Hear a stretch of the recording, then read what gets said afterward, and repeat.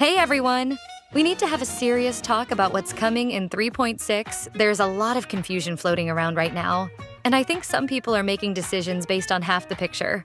We're 5 days out from the live stream. It's going to happen on September 12th if you haven't marked your calendar yet. And the community reactions I'm seeing tell me that most people don't really understand what this patch is actually trying to do. So let me paint you the complete picture here. Because 3.6 isn't just another character banner cycle. This is HoYoverse making some pretty significant statements about where they want the game to go. And whether you're excited or worried about that probably depends. The timeline's straightforward enough. Patch drops September 23rd for North America and 24th everywhere else, following the usual 6-week cycle. But what's happening in this patch is anything but straightforward. We're getting 2 special forms of March 7th and Dan Heng that we've been asking about for literal years, a new endgame mode, and what feels like HoYoverse's clearest signal yet, that they want teams built around synergy rather than just throwing your strongest characters together. Let's start with why the community's split right down the middle on this one. March 7th fans have been waiting since day 1 for her to get the 5-star treatment, right? She's one of the faces of the game. She's been part of every single player's journey, and when HoYoverse finally announces Evernight as her 5-star form, it should be this huge celebration moment. Instead, we've got people genuinely angry because her kit feels designed primarily to support other Remembrance characters rather than being the hyper-carry March deserves. And look, I get that frustration completely.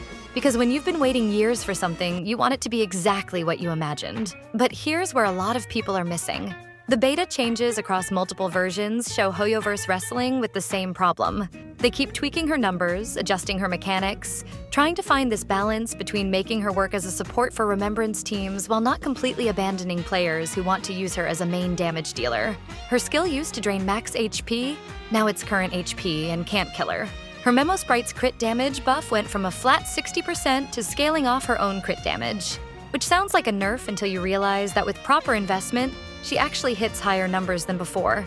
They gave her more ways to generate and spend Memoria stacks, tweaked her ultimate state duration, adjusted how much energy she gets. These aren't random changes.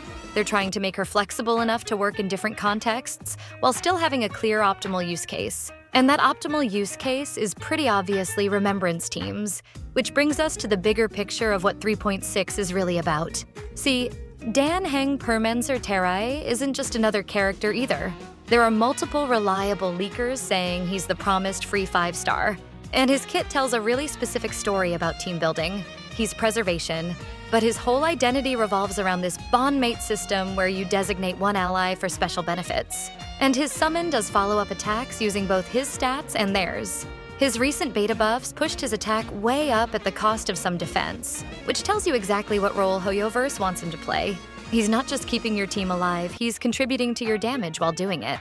So you've got Evernight, who works best amplifying Remembrance characters, Dan Heng, who's designed around supporting one specific ally while dealing damage himself, and they're launching alongside Castorech and Anaxa reruns.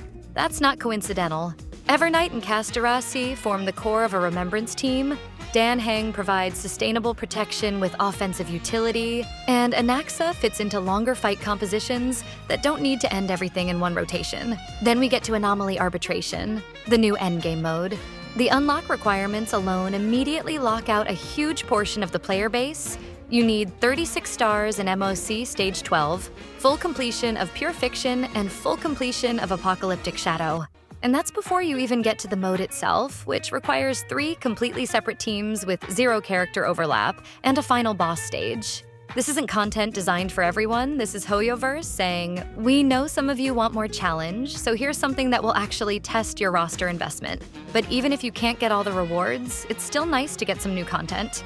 And talking about rewards, for free-to-play players, you're looking at around 100 to 105 pulls this patch, maybe 132 if you're buying both Express Supply Pass and the Battle Pass. If Dan Heng really is free through story progression, this changes everything for everyone. You're getting a 5-star sustain character without spending anything, which frees up your pulls for either Evernight, Castorech, or Anaxa. Or even saving for future characters if this whole direction doesn't appeal to you. Be careful because 3.7 is bringing Cyrene, which is going to be an absolute insane support. I made a video a few days ago about Cyrene's kit, so if you want to check out, I'll leave the link in the description. But for real, what I'm really curious about is where you land on this whole direction. Are you excited for more complex team building and challenging content? Or does it feel like the game is leaving behind what made it appealing in the first place? And if you're planning to pull in 3.6, who are pulling 4? Let me know in the comments. As always, don't forget to like and subscribe to the channel. See you in the next video.